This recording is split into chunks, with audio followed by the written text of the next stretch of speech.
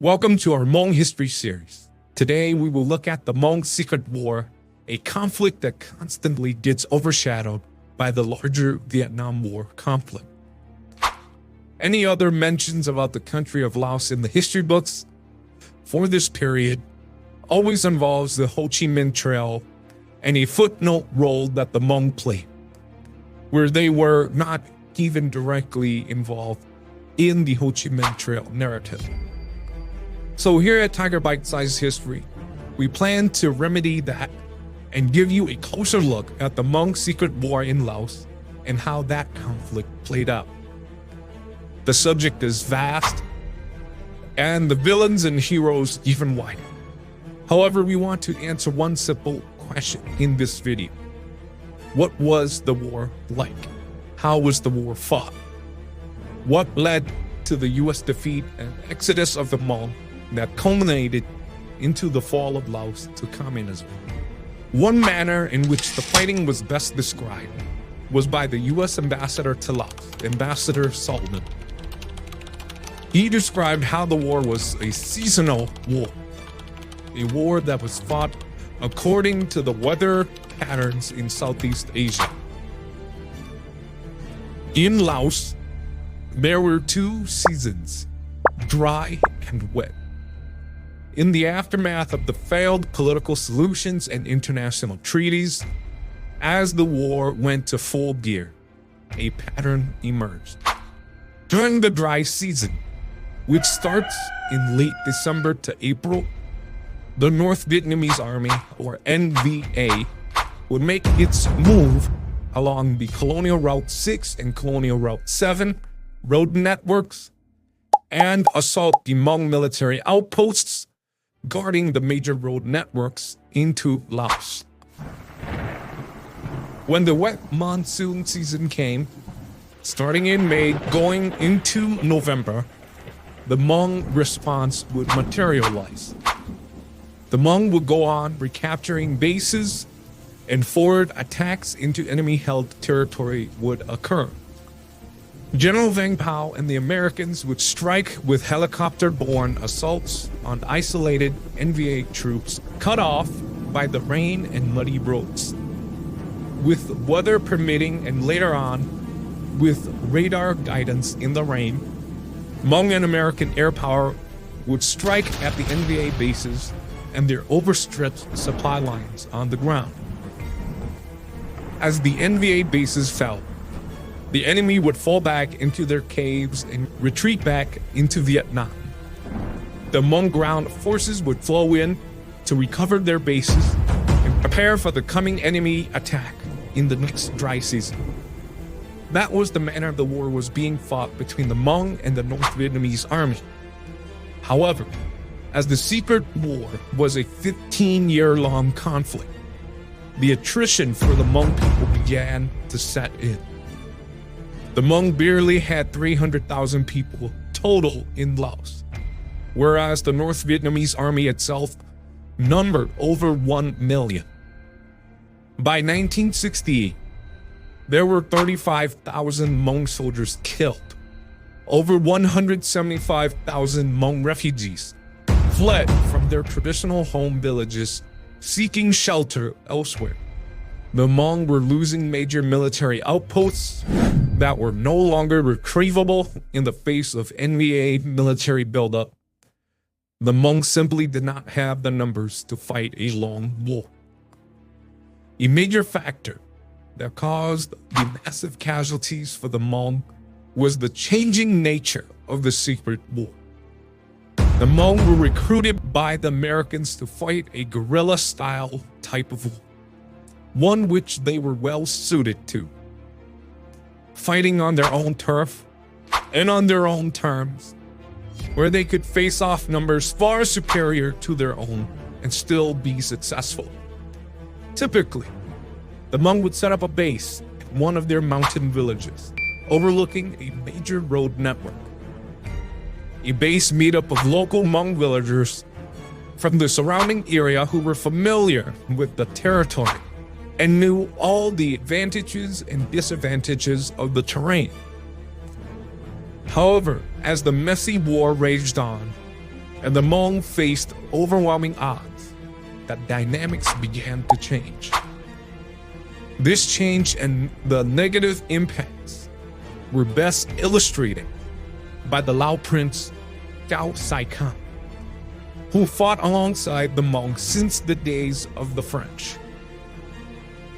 Prince Kiet noted that the Hmong were no longer fighting their kind of war. The new bases were no longer made of local Hmong, but Hmong soldiers brought in from other parts of Laos. The soldiers were now dependent on aerial supplies and becoming lazy. The Hmong were no longer a guerrilla army. They were no longer living off the land, where they would know more about the land and the jungle than the enemy. The Hmong were now fighting a conventional war. In the beginning, as they were meant to be, whenever the enemy moved their supplies and troops along a major road network through Hmong territory, the Hmong would come out of their mountain villages and launch their ambushes on the NVA soldiers in supply lines. The Hmong, with their familiarity with the landscape, attacked the enemy in guerrilla raids and avoided large casualties, while causing massive damage on the enemy. If the Hmong were facing overwhelming odds, the use of American air power would even the odds, and the Hmong would decimate the NVA both from the ground and in the air.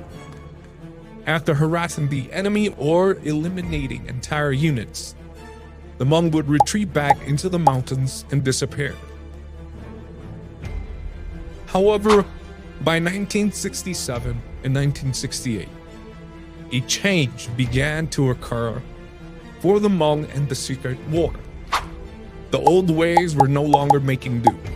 The war changed. The enemy objectives changed. The U.S. response differed with it as American involvement grew greater and greater. By the end of the 1960s, the local Hmong leaders were either dead, fled south, or serving in other needy areas of operation far from their home villages. The new base defenders were manned by undertrained and underage soldiers that no longer scouted the surrounding mountains and landscape to gain familiarity.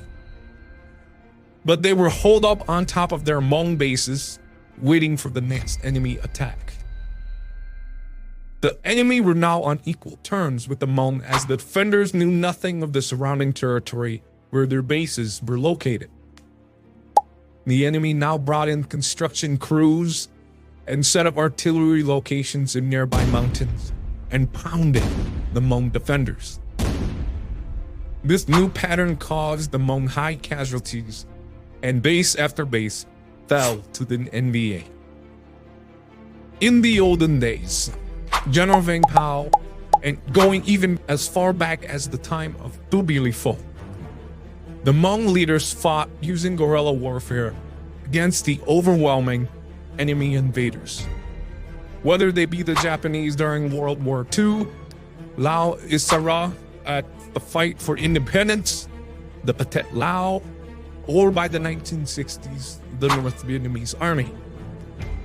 In the larger context of the Secret War, after the failed Geneva Accords of 1963, the Americans gave the Hmong the green light to go on the offensive against the communists. As the communists were clearly violating the accords and attacking Lao government positions, so the Hmong went on the attack. General Vang Pao and the Hmong were successful from 1963 to 1965, outperforming even the regular Royal Lao Army forces. Vang Pao and the Hmong were moving on the offensive with American air support.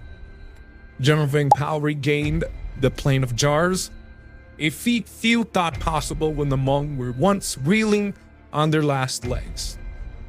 Next, Vang Pao and the Hmong retook Colonial Route 6 and 7, regaining bases and setting up new ones along the two major road networks. Vang Pao and the Hmong were at such bold maneuvering that they even retook Samya City, a stronghold of the communist Pathet Lao, earning Vang Pao a general's star. However, as explained earlier, by the end of the 1960s, the war changed as the NVA committed more and more troops into Laos. The enemy launched massive, coordinated attacks against Hmong bases along major road networks in Laos. The NVA were soon taking over the Plain of Jars from Vang Pao as the Americans watched on. Even Kong Lei, former allies to the communists, was dislodged from the Plain of Jars and was driven completely off of the plain and eventually to retirement. The enemy were now holding on to territory and stubbornly defended their new gains, causing massive casualties for Vang Pao's Hmong soldiers as they fought to take them back one by one. However, the Hmong were simply too few to be able to regain all of the losses that they've suffered over the 15-year-long war. The Hmong had suffered also specific losses that not only impacted the numbers and odds of victory, but they suffered losses in morale and in the essence of their fighting spirit. For example, Colonel Li Lao, a Hmong military leader in the province of Sam Nua, lost his home base of Hong Na, depriving the Hmong of their area of operations in central Sam Nua province, forever crippling Vang Pao's abilities in the province. There was the loss of Major Li Tao in battle, who was one of the most well-trained and well-liked Hmong military commanders that even the Americans saw a future leader in him. Major Li Tao was one of the many original, highly trained Hmong soldiers that would go on to lose their life, depriving Vang Pao of much-needed smart and skilled men.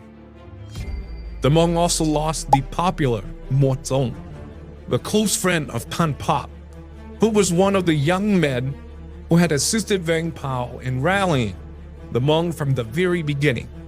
These young men that saw Vang Pao's vision and went village to village to explain why the Hmong were fighting and why it was worth taking up arms. The loss of these young, educated men deprived a major motivating arm of Vang Pao's efforts, making it harder and harder for Vang Pao to gain recruits and keep morale of the Hmong fighting in the field high.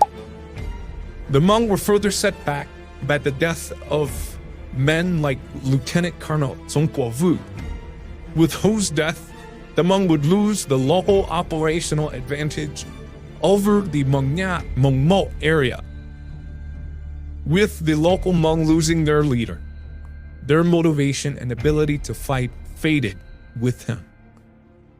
And a major blow to the Hmong and Vang Pao personally was the death of the Hmong T-28 pilot ace Li Lu, who was shot down over Mong Sui, where the Hmong watched on in horror as the enemy shot down his plane and celebrated, jumping up and down in their bunker, knowing that they had just killed the famous Hmong hero. These losses mounted, and the soul of the Hmong fighting effort was sucked out as the war dragged on and more losses piled up. By the turn of the 1960s to 1970s, the Hmong were fighting in an unwinnable war. As illustrated in Operation Kou Kiet, or translated to as Operation Redeeming Honor, the complex political intrigues and backroom dealings would hamper the Hmong ability to win the war. With Operation Kou Kiet, Vang Pao had recaptured all of the Plain of Jars from the NVA in Pathet Lao, driving the enemy out and completely eliminating entire units of the enemy. Vang Pao, with determination and mustering all the remaining Hmong resources and manpower that he could, he launched attacks all throughout the Plain of Jars and even symbolically recaptured Siang Kwang City, the administrative capital of Siang Kwang Province. Vang Pao coordinated the Hmong ground offensive with air power and the new independent Hmong Air Force, effectively winning a massive victory over the communist forces inside of Laos and from North Vietnam. With Kou Kiet successful, Vang Pao planned to move back onto Colonial Route 6 and 7 to push back the NVA back into Vietnam. Vang Pao and the Hmong were hopeful for continued American air support in their planned operations along the two colonial routes along the way. By now, Vang Pao and the Hmong appreciated and understood the impact of air support in engaging an enemy that outnumbered them beyond measure in every battle. However, politics reared its ugly head, and the Americans, through the U.S. Secretary of State, Henry Kissinger, had other plans which effectively ended Vang Pao's campaign to free the rest of his military Region 2 of Laos. With the Americans under pressure from anti-war activism back home, Henry Kissinger negotiated for an American exit with the North Vietnamese government. Vang Pao's request for air support in attacking the communists along Colonial Route 6 and 7 was denied by Kissinger. The Hmong gains from Operation Kou Kiet did not last. Vang Pao's forces alone could not move on the enemy bases dotting Colonial Route 6 and 7. Vang Pao and the Hmong could not follow up their successes from Operation Kou Kiet, and the Hmong momentum fizzled out. Within a year, the enemy were on the offensive, and Vang Pao and the Hmong were effectively on their last gasp. The Hmong would soon lose all of the remaining bases, and Longcheng itself would be attacked by the enemy. And with that, we end this episode of our Hmong History Series. Until next time, goodbye and thank you. Please like, give us a follow, and subscribe to our channel. Thank you.